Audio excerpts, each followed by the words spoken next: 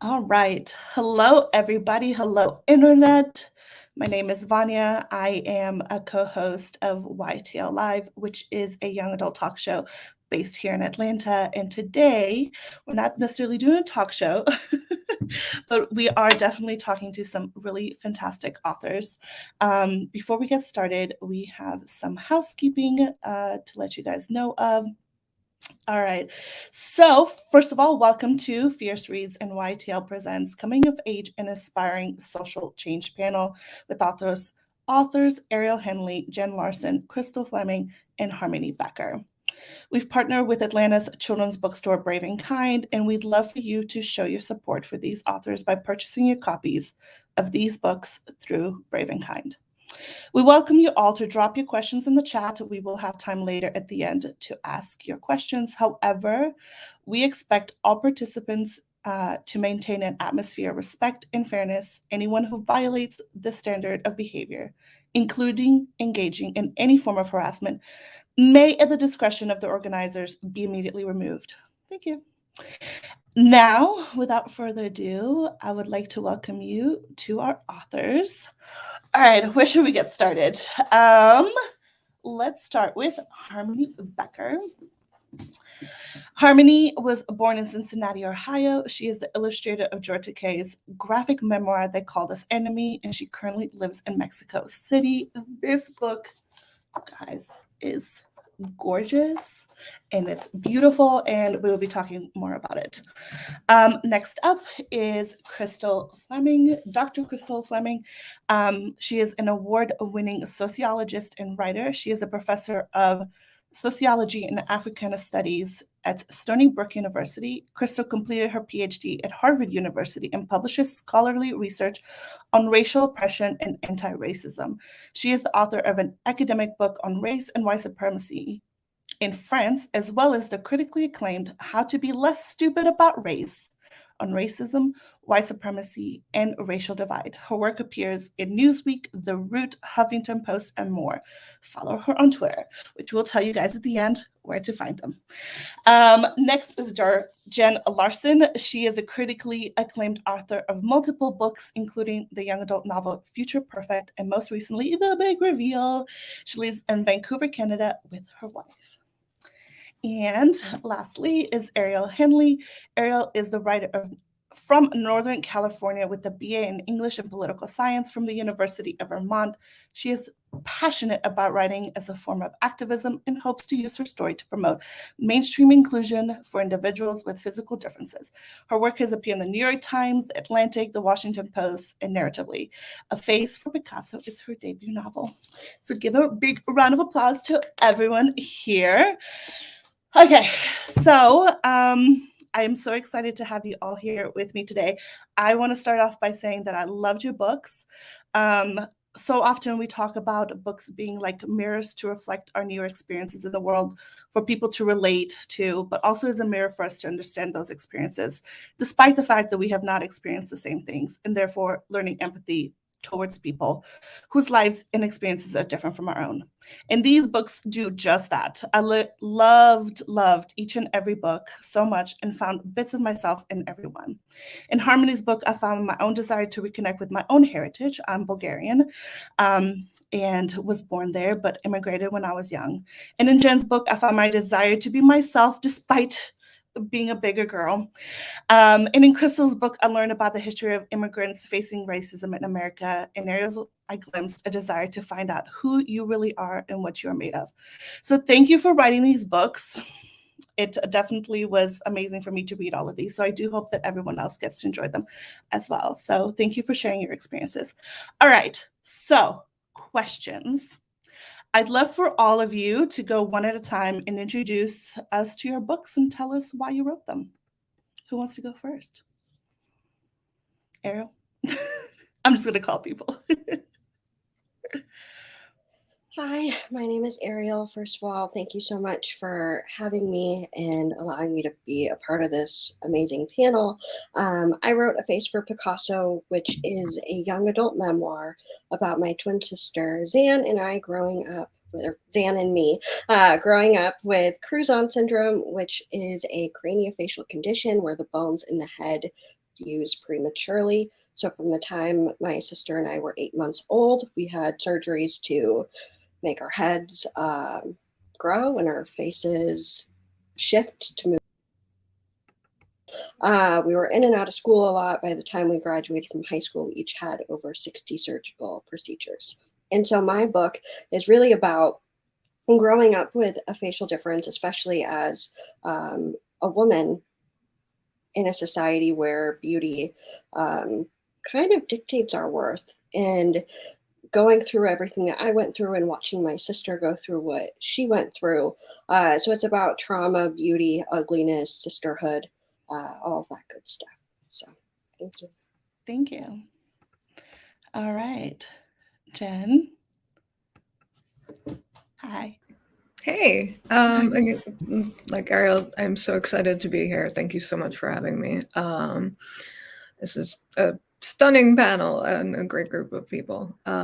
So the big reveal, similar again to what Ariel said, is it's sort of engaging with the idea that this ideal of beauty is so poisonous and it's so harmful. And Addie, my main character, is a fat dancer. She's incredibly talented, but she is besieged with messages that she's not enough, she's not okay, she needs to lose weight, and how incredibly psychically harmful that is. But in my book, I wanted to show that, yeah, there she is on the cover. She's gorgeous. She's gorgeous. I know, it's such a great illustration. In the book, I wanted so much to show someone who pushes back against that unhesitatingly, just will not accept that narrative, who finds absolute joy in her body and expressing herself. And I grew up, I was a fat kid, I was a fat adult. I hated myself enough that I ended up getting weight loss surgery just to sort of flee from these pressures. I was working for, I believed in body positivity. I was writing about it for Self magazine, but I wasn't living it. I didn't think it was right for me. I didn't think I deserved it. So Addie is kind of the character I wished I could have read about when I was a kid. That uncompromising fierceness, that unwillingness to take any shit, that rejection of the idea that your worth is directly correlated to your desirability. So yeah, I adore Addie, and I'm so glad I got to put her out in the world. We're glad you put her out in the world as well. Crystal, would you share with us a little bit? Sure. Well, first of all, thank you so much for including me on the panel tonight and giving me an opportunity to share about my book, Rise Up. I started working on Rise Up a few years ago, and I was really honored to have an opportunity. Henry Hulton Macmillan presented this opportunity for me as a scholar of racism and anti-racism to write a book for young people. It's my debut YA book. But to write a book that would not only sort of give the real, sort of our real history in this country around racism, but also the history of people who have been rising up for generations, including lots of young people who have very bravely and courageously challenged white supremacy.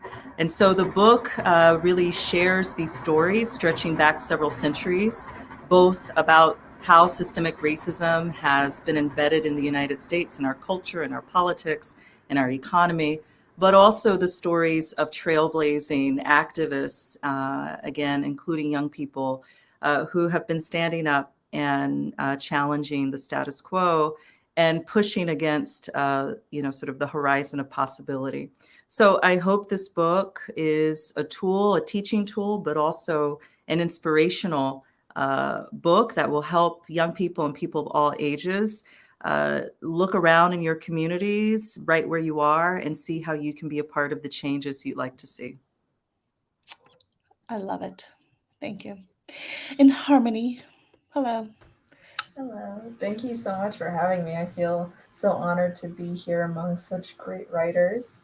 My book is called Himawari House. It's also my debut as an author instead of just as an illustrator. And it is about three girls from different cultural backgrounds who all live together in a house in Tokyo. We have Nao, who is of Japanese descent and moved away from Japan as a young child and is learning about the connection between her cultural identity and how that relates to language. I really wanted to write this book specifically to put the reader into the shoes of someone who is discovering a new language, especially one that they had maybe disconnected from, that they had originally known but were disconnected from, and how disorienting and also exciting that can be. It's also just about becoming an adult, about learning how to fail, and food. So Food. it's mostly just a year in the lives of these three girls who I came to love so much. So I'm very excited to be able to share it with the rest of the world. I really enjoyed it. I am myself working on a graphic novel, so this was the first book that was pitched to me, and I was like, yes. But also, there's so much about it that I related to. So I just loved it. So thank you. All right, so we got some questions. Harmony, while I have you, speaking of relating to this book, and sort of these, even in this house, there's still different cultures and different languages. I'd love to hear your thoughts on including accents and the importance of those in the languages in your book as well. Yeah, I mean, when I started the project, it was originally a webcomic. I didn't actually use a lot of accents originally, but I became more and more aware of how little positive representation there was of foreign accents in just general media. Almost none. I feel like it almost became a point of shame. People became, because there's so much offensive portrayal of accents in media by people who don't have accents or don't have people in their lives who have foreign accents that aren't American. That I realized some people were actually uncomfortable when we were like getting people to read like early editions of the book. There were a couple of people who felt really uncomfortable with the idea of accents, and I felt I want to change that, or I at least want to open up a conversation about why that's the case, because I mean, an accent is really nothing other than proof of being able to speak more than one language, and the fact that we are all, or that a lot of people in American culture are uncomfortable with it, is more of a symbol of what we've, as like a, how do I say this? In the media, what an accent represents. And I wanted to change that narrative of being something that signifies someone as other and being less than, and more of a point of pride. Yeah. So that was my relationship with, or that was my journey to sort of adding the accents as like a prominent part of the book. It's interesting because as I was reading these, there was this theme of how, in between all of these books, by the way, how this theme of how Hollywood takes, whether it's this accent, whether it's a facial difference, whether it's a fat person or a Black person, and it's not just other, but sometimes it's made to be bad. They're the evil character. So I would love if anybody, I know this is a little bit maybe slightly off topic, but I would love if any of you guys want to kind of talk a little bit about that theme, because I know that it also comes up in your books a lot as well, of how Hollywood makes it not good. I see Crystal coming. Crystal's coming.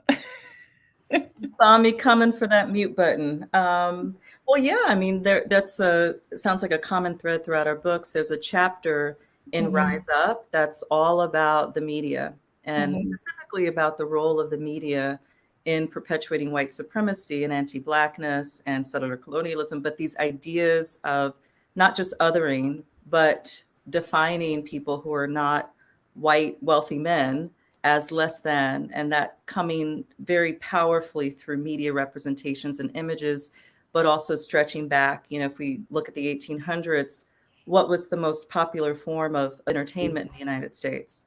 Okay, this is not a test. We're not in class. But if you follow, some of this history, you'll know that it was blackface, minstrelsy. That was the most popular form of entertainment in the mid to late 1800s. And so you get the birth of Hollywood, right, in this context of course, massive racism, but also misogyny and the whole shebang of oppressions.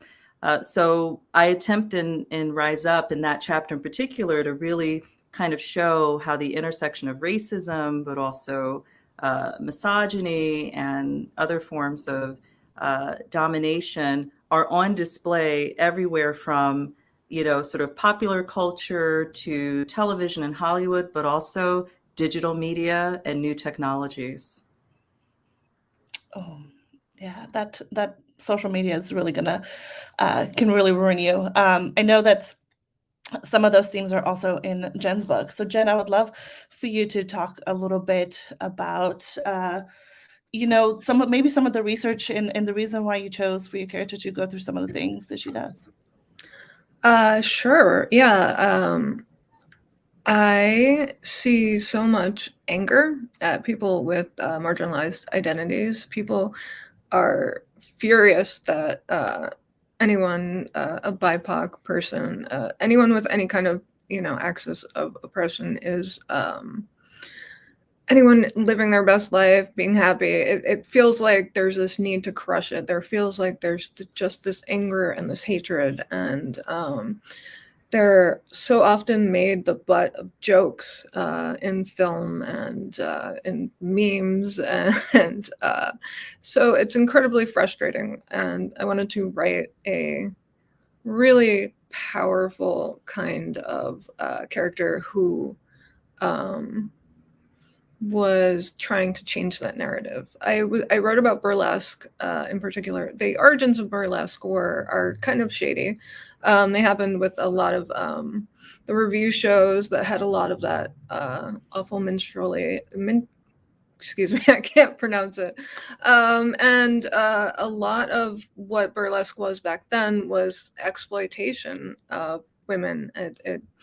Women took their power. They enjoyed the power that they had on stage, but it was also very much the male gaze. And the reinvention of burlesque is taking back that idea that your body is on display for others to consume and to comment on. And it's essentially daring the viewer to take away that power. It's showing that you own your body. It's absolute joy in expressing yourself. And it's also incredibly political. It's pushing back against ideas about identity and pushing back against harmful stereotypes. And it's growing across the world, which is so delightful. There's an indigenous burlesque group up here in Canada. There's so many burlesque players who or dancers who have really incredible shows that and they're fat and they're black and they're disabled and they're all these othered identities that they're they're saying these are not flaws. There's no such thing as a perfect body. This is my body. And that's what I found incredibly beautiful about burlesque. And that's kind of what I wanted to capture for my characters. I love it. Everybody's a good body. Exactly. Ariel, what inspired the title for those that have not had a chance to read your book yet? And what kind of research did you have to do for the book? Yeah, so the title came from a comparison that was made in a French edition of Mary Claire. Let me back up. When my twin sister and I were in elementary school, we were interviewed for this magazine article, and in it our faces were compared to works of Picasso. So think cubism, eye over here, nose here, and ear here. Did I understand this at the time? No, I did not. Also, it was in French, so I didn't read it until a few years later when it was during a time where I was having a couple of really traumatic operations that changed, what my sister and I looked like, and really marked this period of before and after for both of us. We were not the same people anymore. It was like, okay, innocence gone, childhood over. Let's get through this now. And I found this article, at that time, and I saw that line, and I was just horrified and angry. And for someone to be going through everything that I was going through, I did not relate to my appearance. I did not feel connected to my identity or myself at all. And so to be compared to a Picasso painting for me felt like being compared to Picasso himself, just because I didn't understand separating the art from the artist. And for me, my face was my identity. There was no separating my appearance from anything that I did. And so I was super offended by that. And so from that point on, I really internalized that comparison. And that comparison kind of followed me around as I got older. And I kept, running into Picasso stories and things like that constantly. And I was really drawn to learning more about Picasso, his life, his artwork, the women he abused, because he was very, very abusive. And yeah, I held on to a lot of these stories. So for me, the research component for this was really just confirming things that I had heard over the years, to be like, well, I want to make sure I got that right. And I mean, when I say that Picasso things followed me around, after I got the book deal, I got hearing aids. And what was the first model that the audiologist pitched to me? Picasso's. Yeah. And so I had a huge laugh about that. I went home and emailed my agent and my editor and was like, weird thing just happened. So a lot of the research was just kind of confirming stories. And so the title really comes from exploring and unpacking my experiences through the lens of this comparison, to really look at how deeply ingrained toxic beauty standards are. And kind of looking at it through art and history and society and Western standards of beauty, which are ableist, racist, classist, sexist, all of the isms. Yeah. While I have you, I would love for you to tell us a little bit about the process of putting this book together, because you mentioned a lot of it comes from journals that you wrote and you went back to, but also medical records and obviously talking with your family. I would love for you to talk a little bit about that. Yeah, so I've known I wanted to write this book since I was 12 years old. Growing up, there were no stories about people like me. I could not go into a library and find a book about someone with Cruzon syndrome. I could not Google Cruzon syndrome and find stories like mine. There were not people on television, not magazines. It was nowhere. I had my twin sister, I had me, that was it. So there was a lot of, I don't even want to say othering, because it felt like more than that. It was like we weren't even worth being othered. It was like, let's just completely erase them. They don't count. They're not fully human. They don't matter. And so I turned to writing as a way to, I don't know, kind of get in touch with my feelings, I guess. Because of the trauma, I dissociated a lot. And so I did keep journals over the years. And the idea of writing this book was really my way of showing up for life and kind of holding myself accountable when I was depressed or anxious or didn't want to be seen, that kind of thing. And so I did. I kept journals over the years. My sister kept journals. I had over 1,000 pages of medical records, and that was only from one doctor and location. And so writing this book was a lot of going through and reading through medical jargon and trying to understand, which is very weird when you start reading about all of these things that happen to you and you're like, oh, it kind of feels like you're reading about somebody else. And my sister let me read her journal. I had notes and phones over the years, so going back and reading through that and unpacking all of it was kind of like trauma therapy on its own, which was interesting and healing and hard all in one. And so it was really taking, pages and paragraphs and lines from all of these different sources that I've kept over the year and compiling it. And the structure of the book is a little bit different because I really wanted to tap into how trauma changes the brain and changes how we communicate and process. And even the recurring theme of comparing, or I should say, exploring my experience through Picasso was kind of my way of unpacking that trauma and showing how, ruminating on something and trying to find meaning in these hard things is a sign of trauma. And so it's kind of like the chapters are mini essays in a sense, like they jump around a little bit. And so I really just tried to loop in all of these things to, I don't know, tell my story in a way that was really realistic and honest, because that was what I wanted the most, was for anyone who grew up or is growing up like I did, to have a true, real, honest account, including the hard things, the messy things, the embarrassing things, so that when they go through whatever it is they're experiencing, as someone with a craniofacial condition, that they won't feel alone, or I don't know, like something's wrong with them, or like the PTSD they're experiencing makes them unlovable.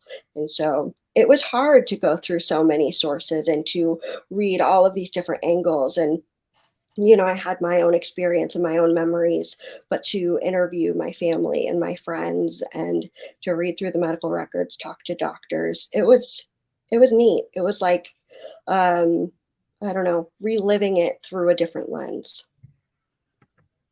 Has this writing this book, and now that the book is out, changed anything in your relationship with your sister?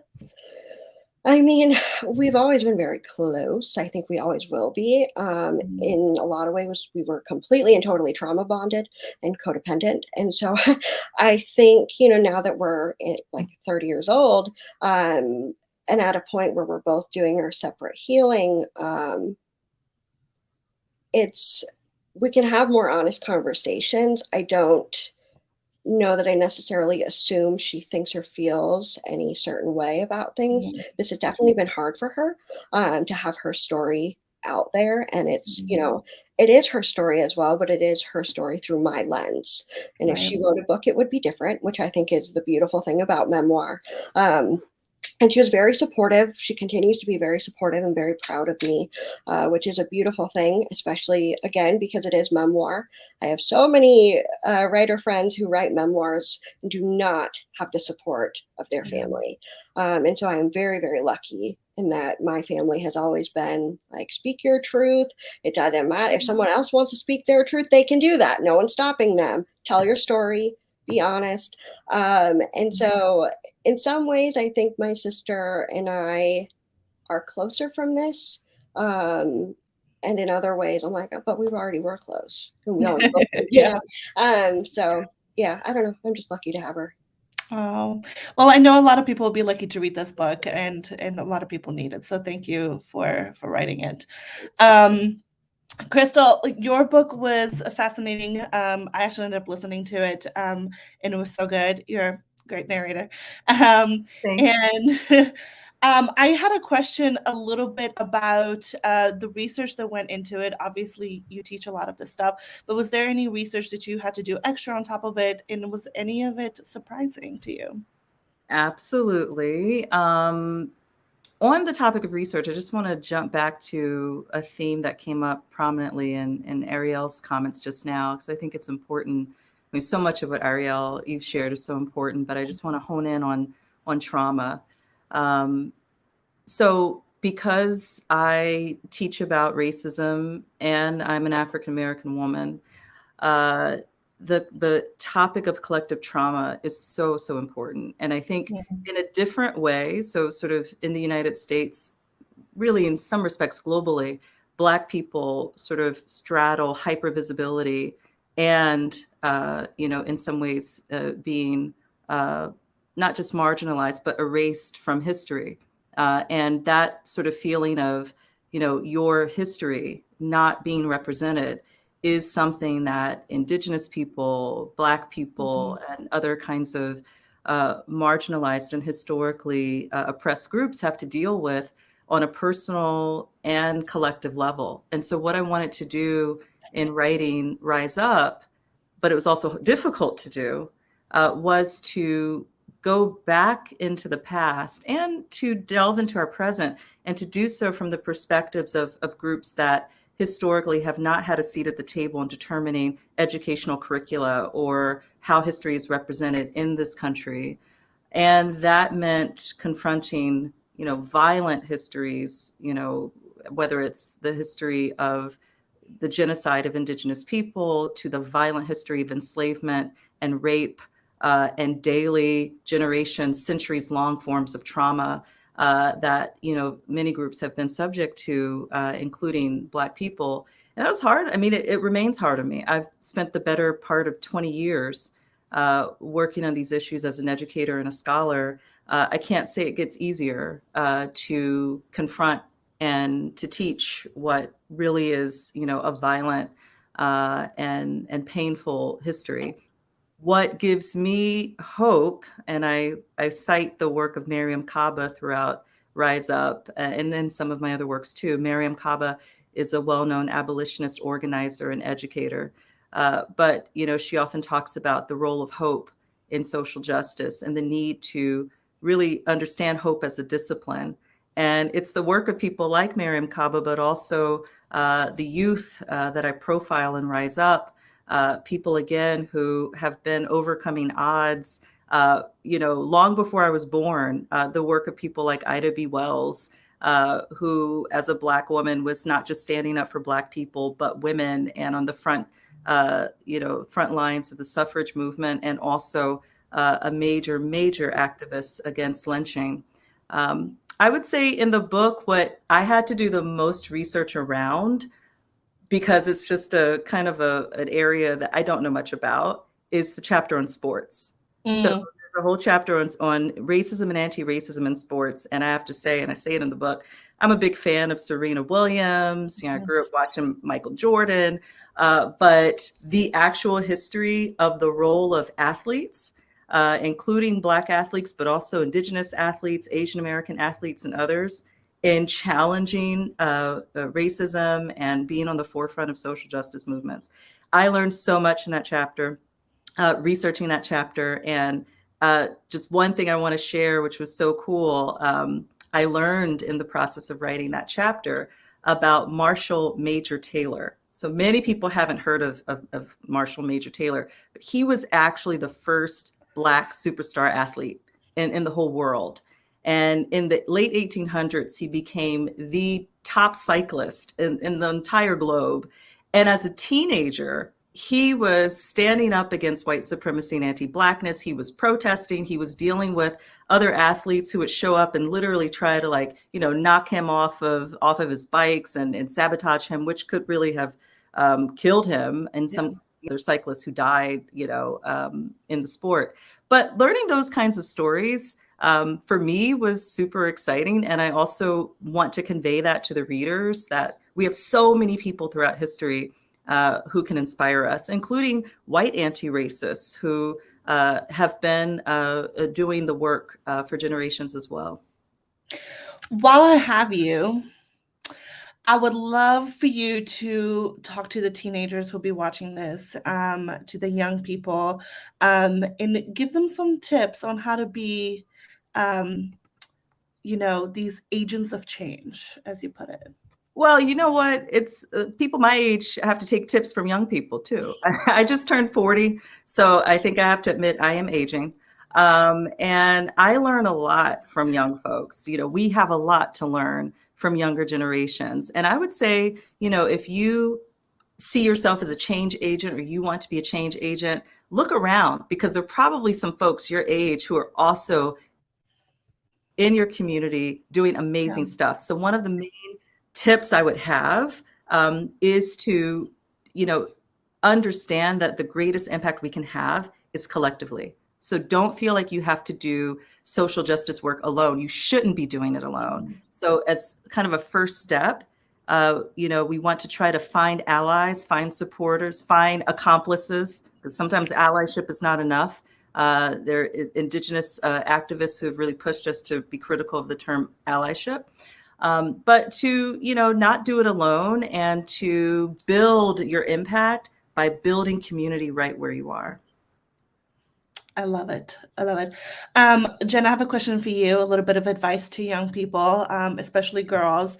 I feel like they're living in a bit of hard times right now with the social media constantly being critical of women's bodies. What advice do you have for girls that are feeling a little shy, anxious, worried about putting themselves out there and doing, some things that, maybe are outside the comfort zone, but they really want to do it? I think very much like Crystal says, it's about community. It's very much about found family. I feel like people who come from marginalized identities can often come from a really difficult place. Family might not be the support that they need, the people they're surrounded with when they're growing up. But going out and finding the people who share your identity, or who understand where you're coming from, who have that same kind of justice-minded attitude, who want to change the world. Find those people, surround yourself with that found family, and that helps you amplify their voices as they amplify your voice. And I think especially for I think it's so important to surround yourself with positive messages as well. I mean, so much of social media is a cesspool of just ugly messages and painful messages, and that tell you that you're less than, that make you want to compare yourself, that make you want to shut down and not have a voice.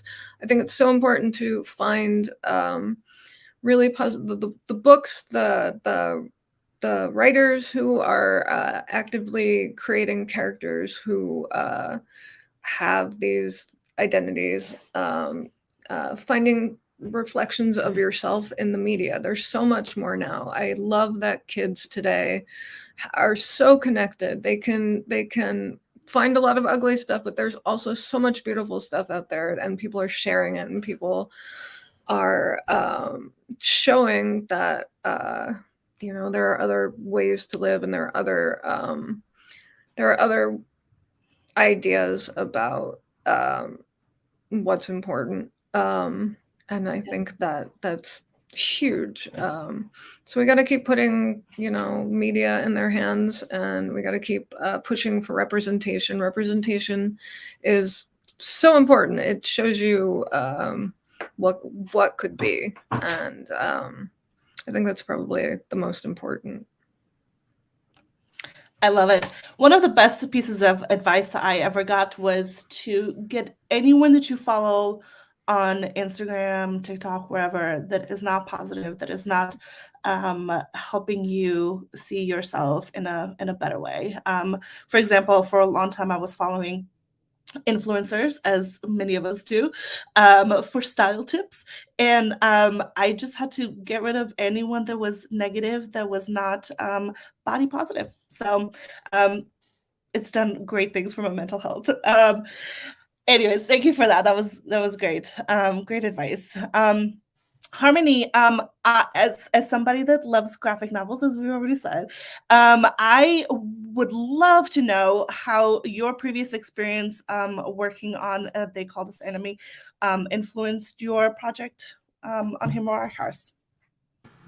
Well, I had almost no experience working in comics before working on They Call This Enemy. I had done like a couple of one-off things, and I had published maybe 6 chapters, self-published, on Tapas of Himawari Share, as it was called then, when it was a webcomic, when I got approached for They Called This Enemy. So basically it just taught me how to draw a graphic novel, because I didn't really know what I was doing before that. I learned how to work with a script, which makes a world of difference rather than what I was doing, which was just kind of drawing and writing at the same time, and it was a whole kind of disaster. But yeah, I mean, just learning about how to structure a graphic novel, not just in the both visually and through writing. That was a really big learning experience for me. I love it. And yes, scripts are great. I love me a good script. If anybody in the comments has any questions, drop them. Otherwise, or until I come, I have a couple of extra questions. Unless anybody here has anything they want to add before I continue. Megan says web comics web comic scripts are amazing, confusing, liminal spaces. Oh, interesting. I don't know, Harmony, you have anything to say about that?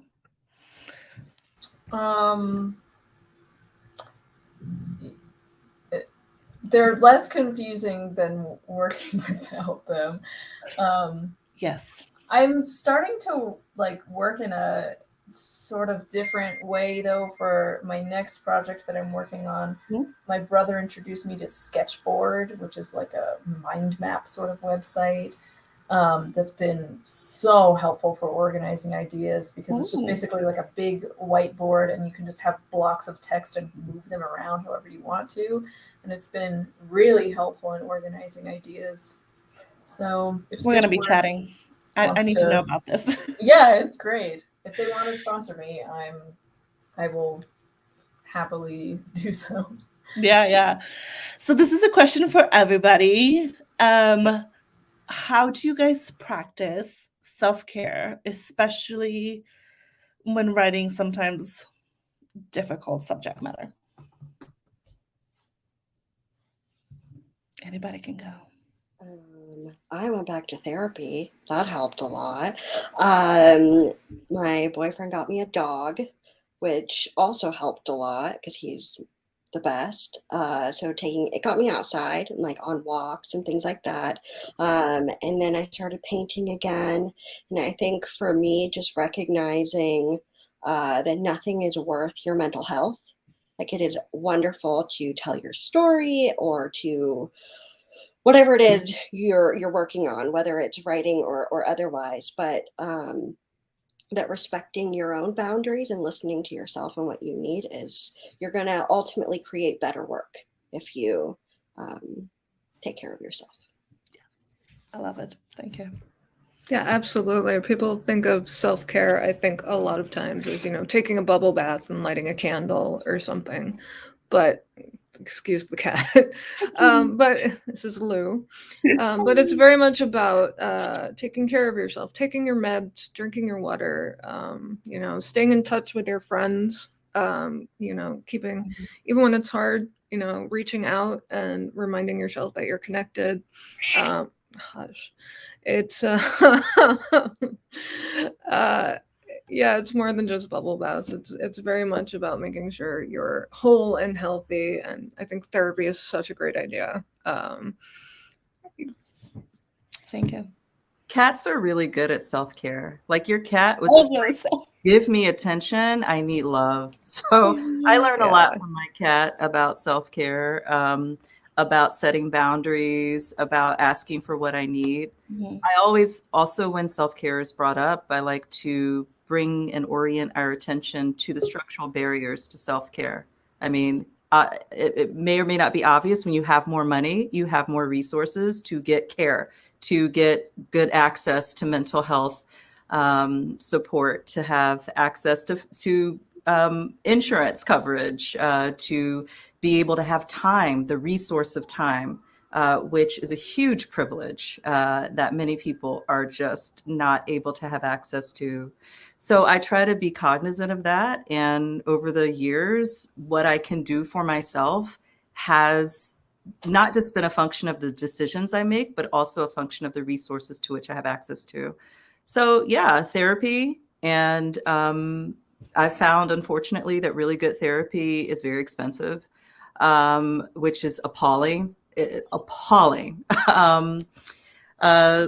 Spending time in nature, getting outside as much as I can, reading for pleasure, not just for work, music, dancing, trying to, my therapist tries to remind me to not just stay in my mind, but to really bring, some somatic awareness to my body and what my body needs, trying to set some boundaries with the use of computers and digital devices. I mean, it's ongoing work, but I think younger people than my generation are really teaching us a lot about wellness. So Gen Z, as a millennial, I'm learning from Gen Z as well.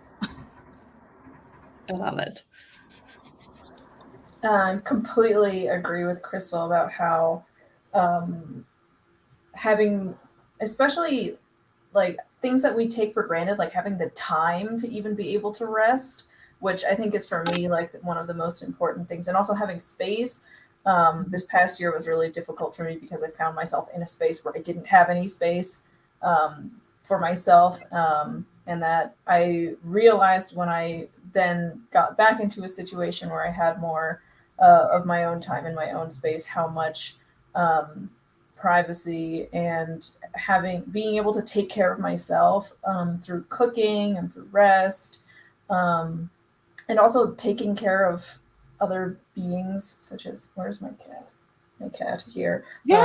And plants, those sort of things, being in sort of a reciprocal care relationship.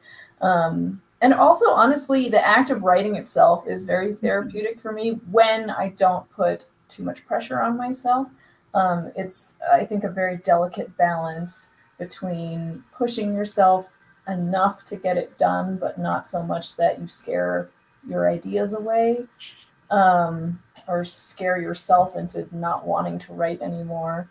So yeah, I mean, I agree with everything that everyone else said as well. Therapy has been very helpful, both talk and somatic therapy, as well as movement. I've done a lot of yoga, a lot of dance, and just kind of learning how to sit with myself without judgment has been a really, really important thing in healing this year.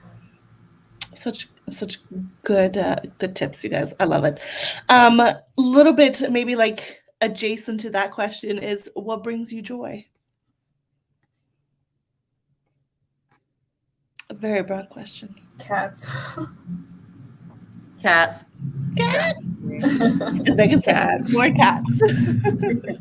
I love it. What are you all reading, loving, and recommending right now? Obviously, I'm here to recommend all of these books to everybody who reads, period. Crystal, I also think that, all of these books belong in a classroom, but I really think that this book is great for families to read together and discuss. So I hope that more and more people pick it up. But aside from these beautiful books, I would love to know what you guys are reading and loving and sharing with other people.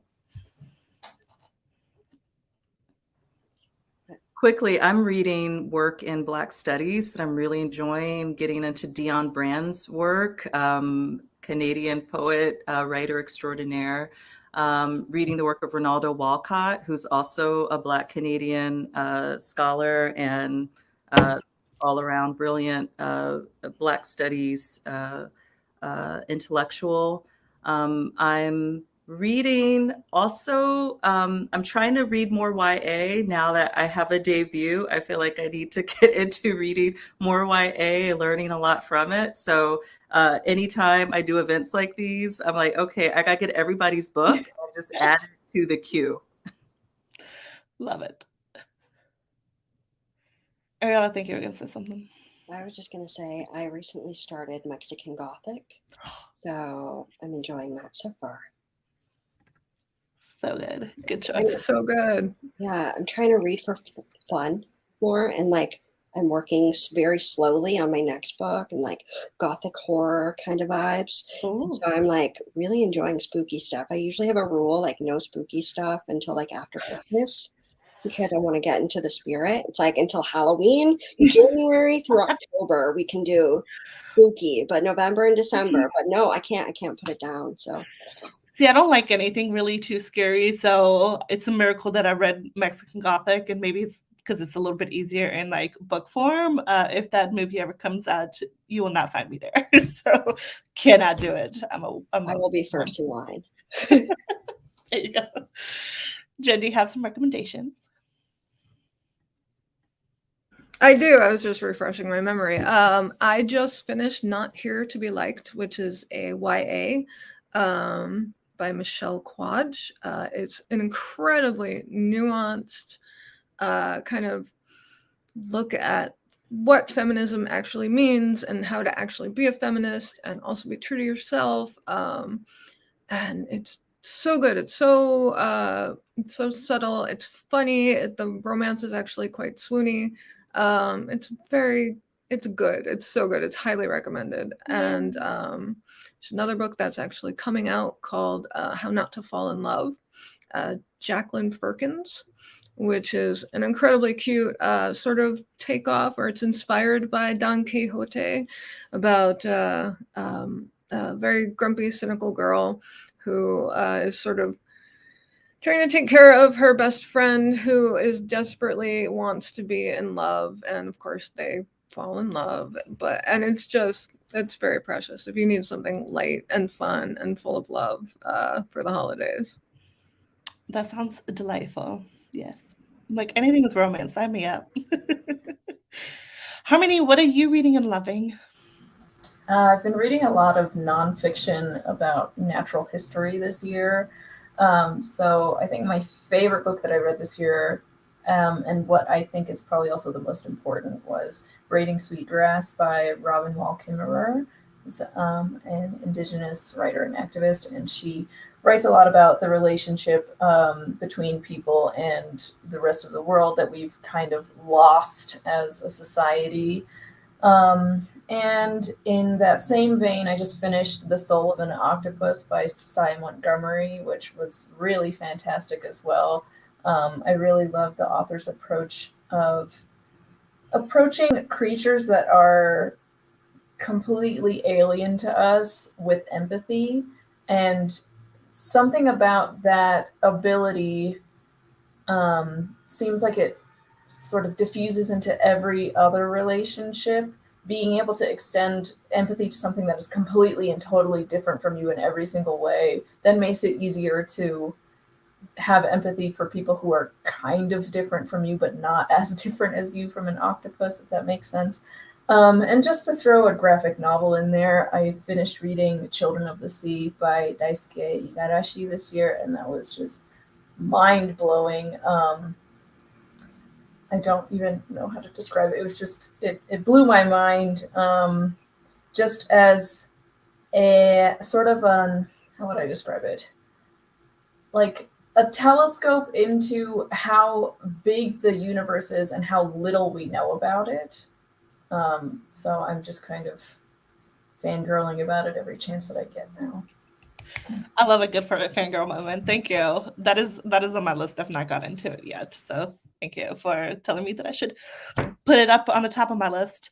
Oh my goodness. I could just chat with you all for hours. Honestly, it's just such a brilliant group of writers that I have here in front of me. So thank you so much. I'm so incredibly lucky to have read your books and being able to talk about them and share them with the internets.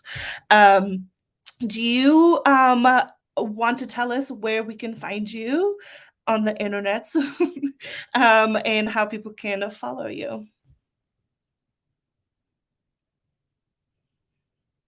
Anybody? I guess I'll start. I'm mostly active on Instagram at Hamini, that's Hamini. I talk a lot of shit, but it's fun, so. I have Twitter, but I almost never use it, so I'm just not going to say it here. Twitter. Yeah. Twitter. You can also find me on my website, which is harmonybecker.com. Thank you. Yeah. So I used to be on Instagram, deleted Insta and Facebook. So now you can only find me on Twitter, for better or for worse. So my handle on Twitter is always the self. Always the self. If you want to know what that means, read How to Be Less Stupid About Race. I think I explained it in that book. But you can find me on there probably talking about Star Trek these days. I forgot to mention that's something that brings me a lot of joy, Yes. and related to some of my next projects. So Ooh, Always the self on Twitter. I love it. Ariel, Jen. I'm Junfu everywhere. I'm actually, I guess this ages me. I'm actually on Facebook quite a lot. Twitter confuses me. I post a lot on Instagram, also Jenfu. That's JENFOO. It's from Little Bunny Fufu. Long story. My brother is cruel. Brothers. And Ariel, where can we find you? I am mostly on Instagram at Ariel Henley, so ArielHenley. On Twitter, I'm Ariel_Henley9. Or my website is arielhenley.com. You guys are fantastic. Please, everyone watching, go order their books through Brave and Kind or your local bookstores. Support those indies. They are the heart and soul of what we do. So thank you so much, everyone, for joining us. This was fantastic, and I cannot wait to read anything and everything you guys write. So thank you. Thank you so much for having us. Thanks for Thank having you. us. You guys Thank are you. wonderful.